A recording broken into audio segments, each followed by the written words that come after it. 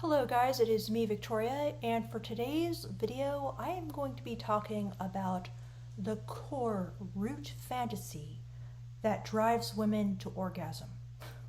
Okay, so this is one fantasy to rule them all, and I think that understanding this fantasy can help you guys really get a grasp on what's driving a lot of the behaviors that you don't really understand in women. So I recently saw this really great TikTok video, which was a woman standing in front of a wall of romance novels, and there was some text on it saying, women created an entire literary genre to explain exactly what they want sexually and romantically, and men call it, trash and chick lit, and just totally dismiss the genre of romance.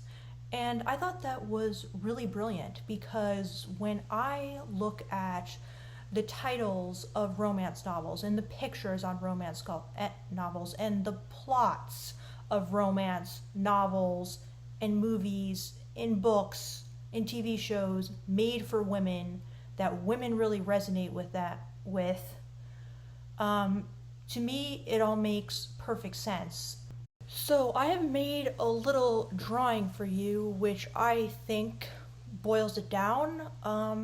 Bold claim, I know, and that's what YouTube is all about. So alright, so here it is. It's a romance novel, and that's Fabio, and that's the girl swooning in his arms, and it's called Alpha in Love. Okay, so Alpha in Love, I think, is really the essence of so many things that resonate sexually, erotically, you're daydreaming, you're fantasizing, it's like too much for the mind, and yes, drives orgasm in many cases. So the reason that I think this Alpha in Love is really the essence of it is I think it gets at two evolutionary goals of women. Maybe the two most primary evolutionary goals of women. And that is represented by alpha and in love. So there's two goals. Okay. So the alpha part is genes. Women are looking for basically a blueprint for their kids that gives them, the best survival advantages. This is probably not news to you guys, but it is an instinct in women, I believe. I know it's an instinct in me. And it's so instinctive that it's kind of hard to realize, hey, maybe men don't have this instinct. It just seems like part of your daily life and part of the fabric of your mind, but it's an instinct. So, okay, that's the alpha part, and one of the evolutionary goals of women, which is basically securing that alpha. Now, you can't just secure him, you cannot just have sex with him, you also have to make him fall in love with you, which is the second evolutionary goal of women. The in love, the second, alpha, this is the in love part we're dealing with, and that is where romance comes from, because romance to a woman is about creating an unbreakable bond between you and whoever in your mind is your alpha. So, romance is basically him proving and developing that bond. And that bond, here's another key part of it, has to be with you and you alone. Because men find many women attractive. Men want to have sex with many women in general. And as a woman, you have to make sure that your man, who you get, has some sort of reason to be obsessed with you and you alone. maybe it's this kind of like cosmic destiny, which happens in something like, Outlander, where it's like she and Jamie are connected through like the strands of time and centuries. Or maybe it's just this incredibly like explosive sexual chemistry that he has with you and no one else.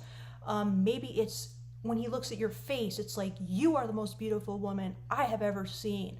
Something about you that separates you from other women has to be there for basically the guy to fall in love. Or that's at least what the woman wants in her mind.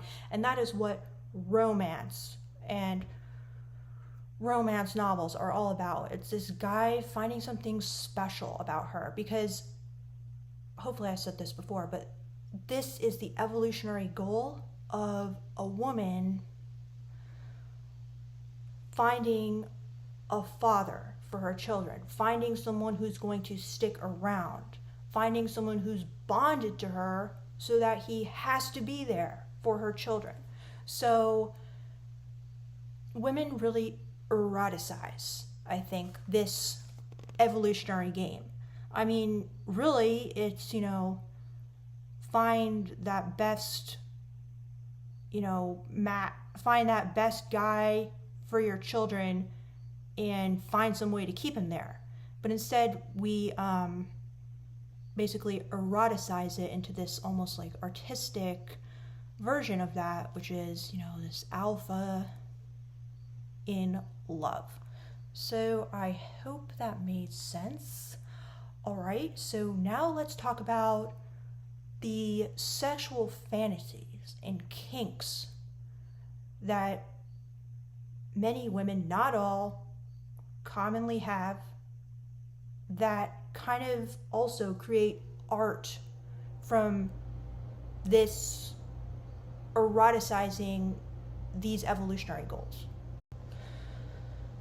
Okay, so let's talk about the first category of erotic fantasies that can develop from the eroticization of alpha in love, the two primary evolutionary goals of women that women are instinctively being driven towards, like salmon going to their ancestral mating grounds, or yeah.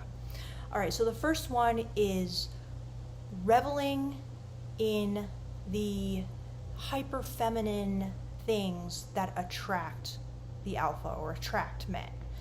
So a lot of fantasies are going to have this aspect of just feeling hot, dressing sexy, exhibitionism, stripper fantasies, being a trophy wife, being a sugar baby, being a bimbo, okay, being showed off like a trophy, being desired by men for the things that are going to attract the alpha, your femininity.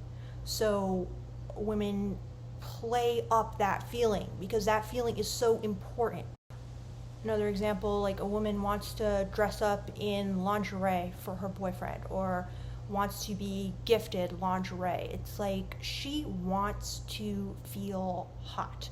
She wants to feel your desire for her. She wants to feel like, oh my God, he's so attracted to me. He can't resist me. Yes, like bing, bing, bing, bing, bing.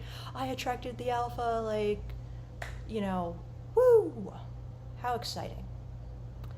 All right, so let's move on to the next type of fantasy that women have around these evolutionary goals, and that is reveling in experiencing different kinds of dominant / alphas men, latent strengths and powers. In other words, they're fantasizing about different kinds of dominance because they're basically thinking, oh my God, like it is so hot to have, those intelligence genes, or that controlling gene, or that, like, I don't let anyone push me around gene.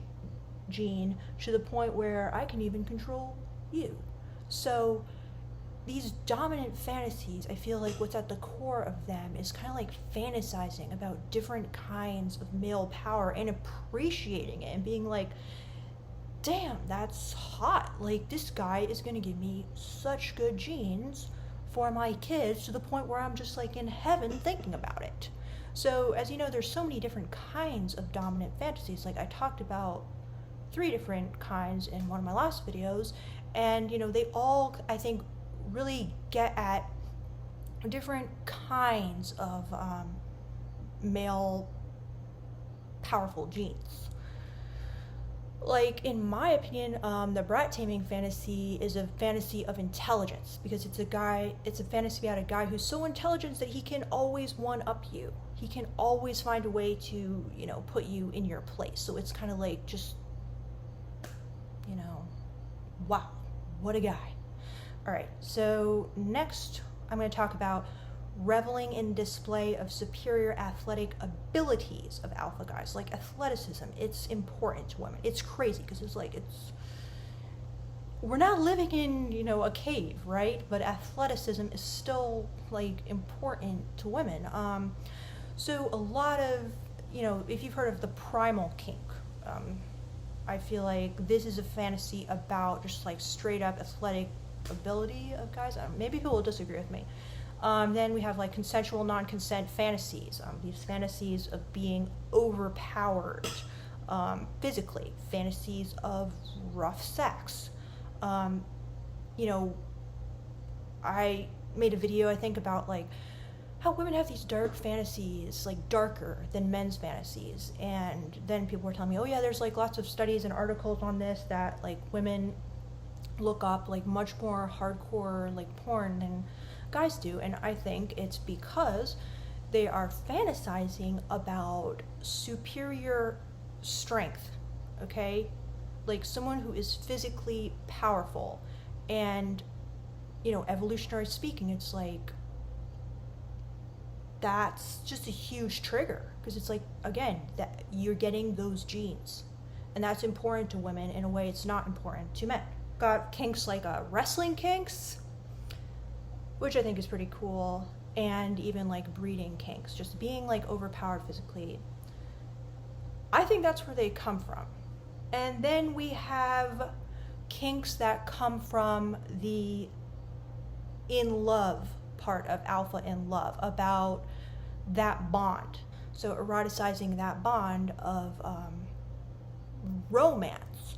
So that is, tantric sex, that is slow sex, that is vulnerable sex, that is like candlelight and roses sex, that is this really cool kink I've heard of, which I think is pretty cool, emotional masochism. It's like the kink of basically having somebody see you at your worst, like when you're throwing up or ugly crying, and kind of like the eroticization of that, because it's like that bond is so strong that, even at your worst, it's still there. And then just like, romantic gestures in general, like buying her jewelry, or writing her love notes, or planning a date, or planning this surprise trip. These are all, very, very powerful to women in a way I don't think men fully understand, because it's triggering this deep need for the bond to be there. It's like every time he does it, it's like, yes, he's glued onto me, he's obsessed with me, yes, the bond is there, I'm okay, I'm safe, I'm good, my children are safe. These are the kinds of instincts that women have, in my opinion, that men don't have. But when you look through a list of romance novels, you will see it's so clear, like clear as day. They're all about the same kinds of things, okay? And it triggers this something very, very deep in women. So I think that this can help you. Let me know if it does, if it doesn't. Did I make like a circular argument? What is your fantasy? Tell me. Oh my God. I mean, you'd have to be pretty brave to write it on YouTube, but hey, I've talked about my fantasies on YouTube before. I'd be interested to know, because I think, they are very, very interesting psychologically, very powerful. So thank you guys so much for watching. And just want to give a quick shout out to Mike, one of my biggest supporters. Thank you so much for all your support. I really appreciate it. It means a lot. So, all right, guys, see you next time. Please comment below. Love to read it.